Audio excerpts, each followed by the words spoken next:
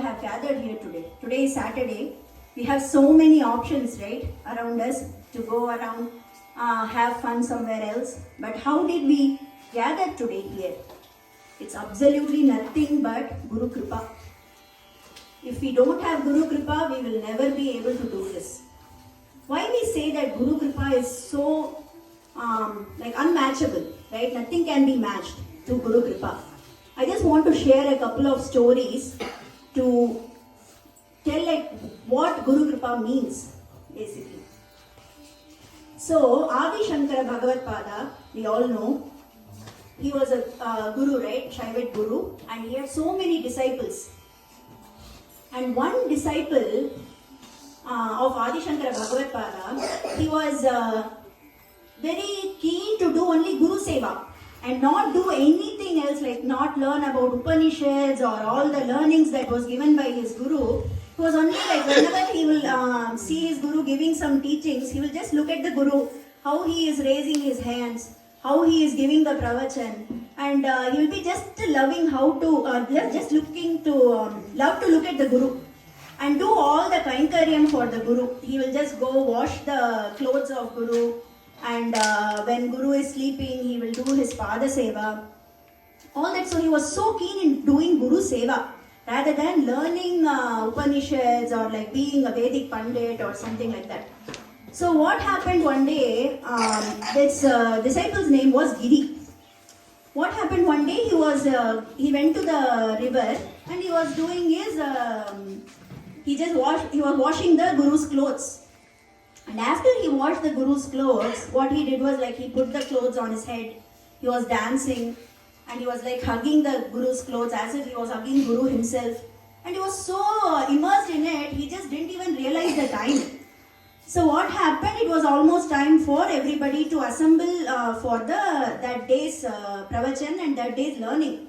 So all the disciples assembled there. And Adi Shankara Bhagavad Pada, he was like looking around and waiting for someone. So all the disciples, they were all like thinking, why is Guru not starting the class today? It's like so late already and we have to cover so much today. So why is he not starting the class?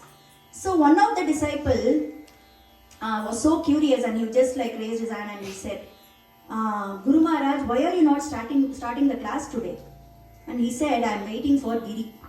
The moment he said that, everybody started laughing. And Guru was like, Adi Shankara was like literally so saddened to see that.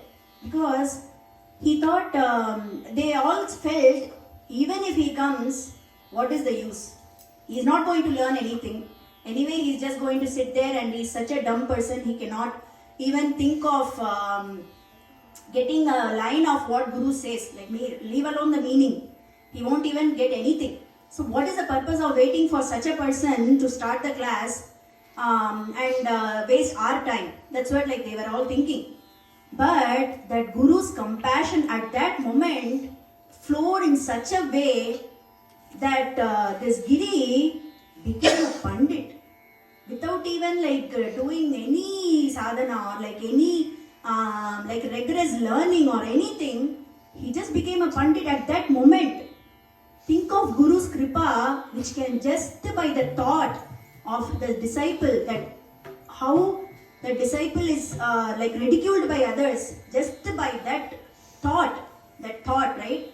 He got about the disciple, it just made that disciple such a scholar. And you know, even today, the Totakacharya, right? He's named as Totakacharya, and we chant Totakashtakam. He just composed it at that moment when Guru did the smarana of that disciple. We all even chant it today. The other example is Periyavachan Pillai. He was living in a village, and there was a disciple of Periyavachan Pillai. He was also a dumbest person. So he would not realize anything. He will just go around and do Guru Kainkaryam and everything. And what happened, one day there was a learned person, Krishna Suri, who came to that village, and he was reading Mimamsa Grantha and all the different Granthas which are like highly impossible to even understand by the really scholar people, leave alone like normal people. Like, you have to be really very intellectual to learn those type of granthas. And one day, this Krishna Suri was sitting and reading this Mimamsa Grantha, and he was trying to analyze it, and he was doing all that kind of stuff. This disciple of Periyavachan Pillai, he just was walking by, and he said, Krishna Suriji, what are you learning? Like, what are you reading about? And this person who is already struggling to learn that Mimamsa Grantha, and he was like so much into that Grantha, he just like looked at this person and thought, even if I say something, is he going to understand? He just thought in his mind that he's such a dumb person and he's asking what I am reading. I am such a scholar person. And he immediately said, to ridicule, right? He said, Musala Kisalayam. That is what I am reading. Go. So that person didn't even realize that Musala Kisalayam is nothing. Like, it's not a Grantha, it's not nothing. He just ridiculed him. He didn't even realize that he ridiculed. So, and he just went to Periyavachan Pillai and he said, Guru Maharaj, I just saw this such a learned scholar person, and he's reading the Musala Kisalayam Grantha. At that time, Periyavachan Pillai also filled with so much of compassion for the disciple, and he thought, yo, Musala Kisalayamnu ஒன்று இல்லவே இல்லையே, அது கூட இந்த குழந்தைக்கு தெரியலையே. ஆனால் நம்ம கைங்கரியமே கத்தின்னு இருக்கானே, இவனுக்கு ஒண்ணுமே தெரியலையே. That kind of compassion that came poured out of the Guru, he did a grantha called Musala Kisalayam. He himself did a grantha called Musala Kisalayam, which is the Mahabharata we know, right? The Musala was the one that, so it is related to that. I don't know that total details, but he did that grantha called Musala Kisalayam. So what can we say about Guru's Krupa? And what is the duty of us getting all this Guru Kripa and having such a wonderful Bhagavan in our house on a Saturday and on the Sharad Purnima day? What is our duty, or how can we show our gratitude towards our Guru's Kripa? We all are so well placed and we are leading a wonderful life just because of our Guru's grace, isn't it?